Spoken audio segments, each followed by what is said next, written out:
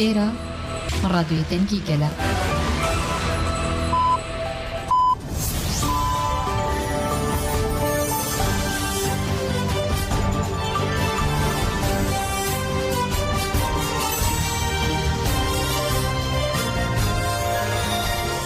سلاوتان لێبێ ئەم کاتتان بە شوڕێزان هەواڵەکانم کاتژمێرەتان پێشکەشەکەین.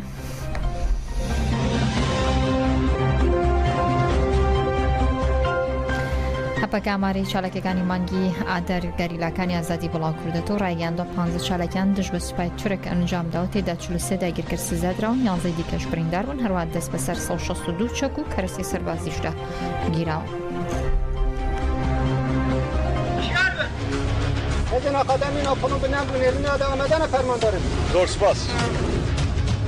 HPG got de çalakiyan da 43 leşkerin Türkiye dagirker hatın cezakirin gelekçe ku Cebelxane hatın deste serkirin yanjı imhakirin du gerila şehit bun. Dakyaniye navenda ragandın u çöpemeniye HPG bevirengiye. Gerilayên Azadiya Kurdistanê meha adarê û cejna vejinê Newrozê bi coşeke mezin û bi rihê berxwedanê yê kawayê hemdem mazlûm doxan pêşwazî kirin.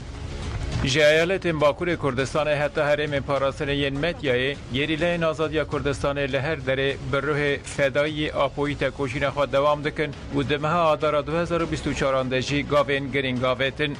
نوزده آداره لقاده برخودانه یا گره آمدی یا لزاپه به اپراسیون شورشگری یا شهید جوان شهید آندوک در بکه گران لدا گرکران هات خستن. گریلاین مبوان مراسمان جالیه کی و جشن نوروز پیروز کرن لالی دنجی دلسوزی خوایا به ریبر آپو شهیدان نو کرن نشاندان که جهر آلی و جبو تکوشینا سالا نو آمادنه.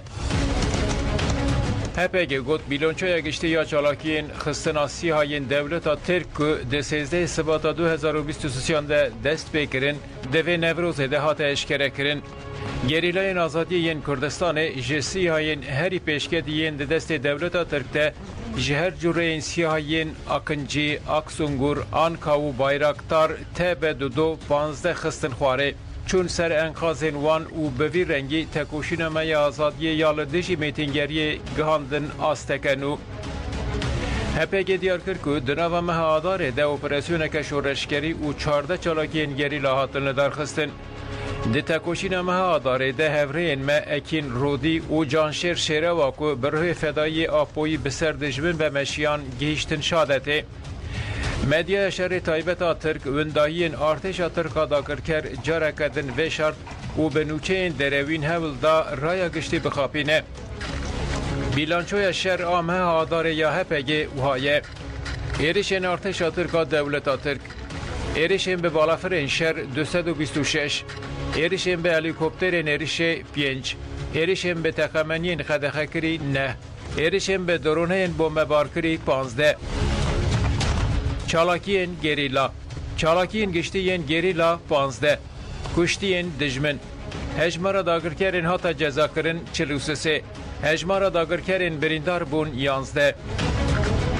آلاوین هاتن امها کرن کنتینر 3 چپر 7 سیستم رادار 1 کامera موبس 12 پروژکتور 8 کامera 7 کن 2 بمبا ویژن بزنجیر 1 چک و آلاوین لشکری ین هاتن دست سر کرن. چکا نیو اوتوماتیک آ بی کسی 1 زنجیرا بی کسی 1 فیشکین بی کسی 105 چکا روکتا ویژ آ به هفت 1 چکا فردی یا MPT 5522 دوربینا روژه 1 جهاز دستیشان کرنه یا چکه 1 سیستما دنگ 1 لپک 1 باتاریا ترمال 2 آداپتورا ترمال 1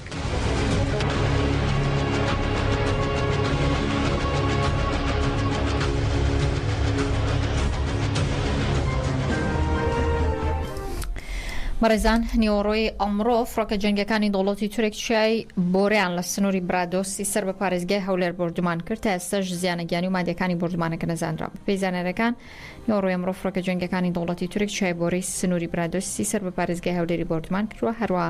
تا ئێستاش زیانەگیانی و مادیەکانی بردومانەکە نەزانراون.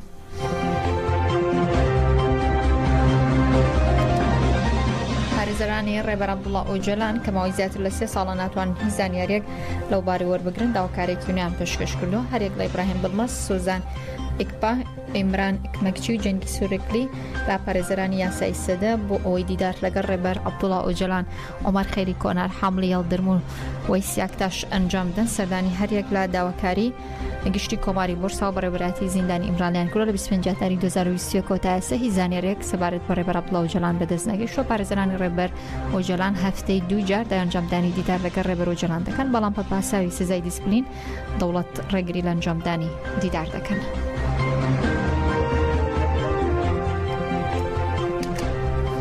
کەجەکە لە ڕاگەنراوێکدا ڕۆژبوونی ڕێبەر ئۆجەلان پیرۆستەکە و دەڵێ دەسەڵاتداری ئاکەپە و ماپە بە گۆشەگیرکردنی ڕەها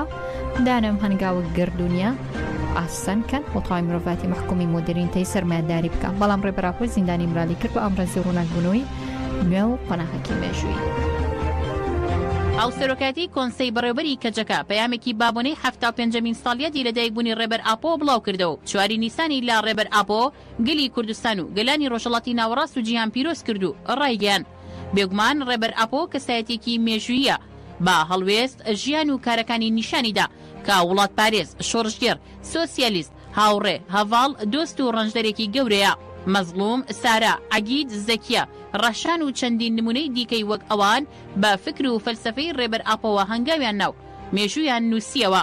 کەجەکە ئاماژەی بەوەشدا کە هێزەکانی مۆدرنیتەی سەرمایەداری هەوڵیاندا بە ئەنجامدانی پلانگەڕی هەڵمەتە مێژوویەکەی ڕێبەر ئاپۆ بوەستێن و ڕایگەیان ڕێبەر ئاپۆ بە دیلگرتنی لە ئیمراڵی کردە وێزگەی ڕووناکبوونەوەیەکی نوێ و هەنگاوێکی مێژووی ڕێبەر ئاپۆ پارادایمی ژیانی دیموکراتی بەرهەمهێنا کە پشت بە ئازادی ژن و ژینگە پارێزی دەبەستێ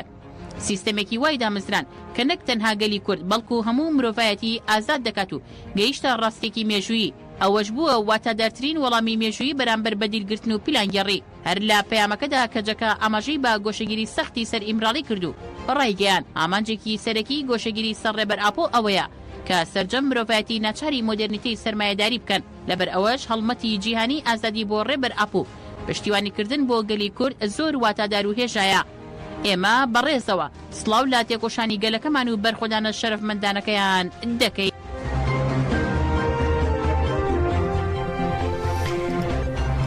بەڕێزان لە درێژەی پیرۆزبایی چالاکیەکان بە بۆنەی 4 نیسان ڕۆژی لەدایکبوونی ڕێبەر ئۆجەلان لە باکوور ڕۆژهەڵاتی سووریا هەزاران پەیام دەربارەی ژیانی ڕێبەر ئۆجەلان دابەشکرا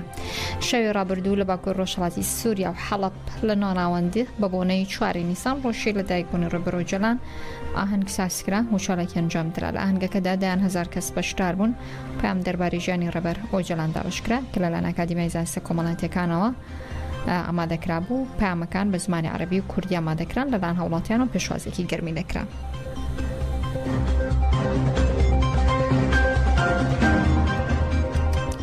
بە بۆنەی 4 هەر نیسانەوانە لە گوندی بۆ پرسیەکانی بناری قەندیل هەڵمەتێکی نەمامچاندن بە ڕێوەچوو دایازادی جەستی ڕێبەر ئۆجەلان کرا.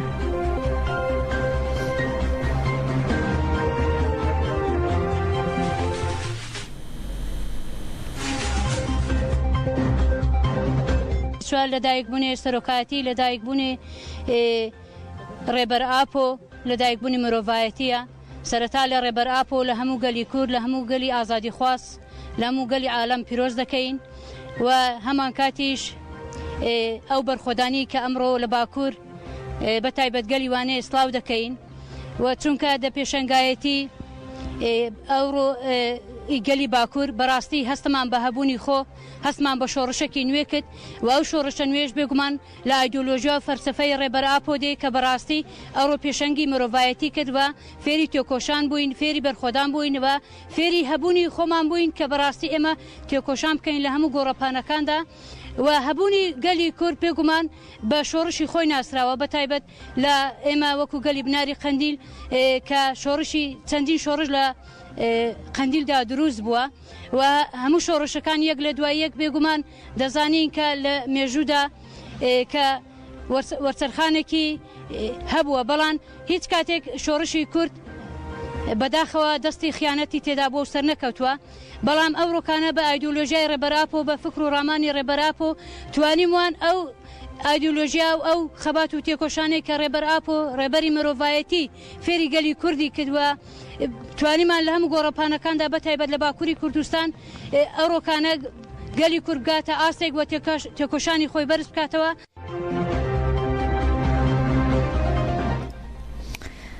بەڕێزان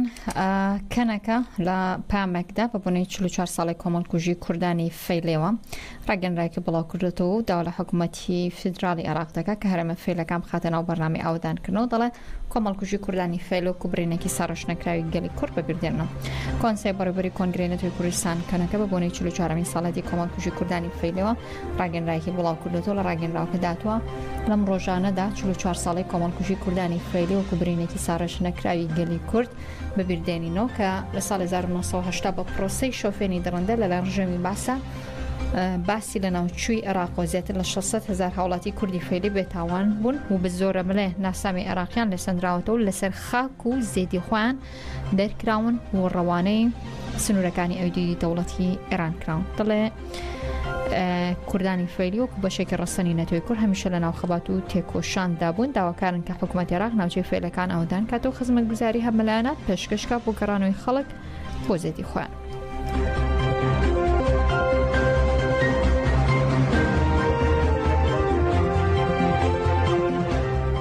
ئێوارەی دوێنێ مەراسیمی فەرهەنگی ئاینی هەزار دەف لە گوندی دادگا لە ڕۆژهەڵاتی کوردستان بەڕێوەچوو کە لایەنی کەم 15,000 کەس لە ناوچە جیاجیەکانی ڕۆژهەڵاتی کوردستان و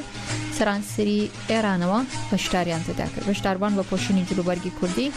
ڕەنگا و ڕنگ جۆش و ڕەنگەکان لە مەراسیمەکەدا بەخشی هەروە لە چوارچێ مەراسیمەکەدا پێشانگای کاری دەستی فۆلکلۆری هەورامان و بەرهەمی خواردنی تایبەت بە ناوچەکەکرا و پیشانی میوانانرا و لە مەراسیمەکەدا بە گوێرەی بیناسازی هەورامان دەبژەنان لەسەر خانووی گوندەکە ڕیزیان بەستە بوو هونەری خۆیان پێشکەشی دەبژنان کرد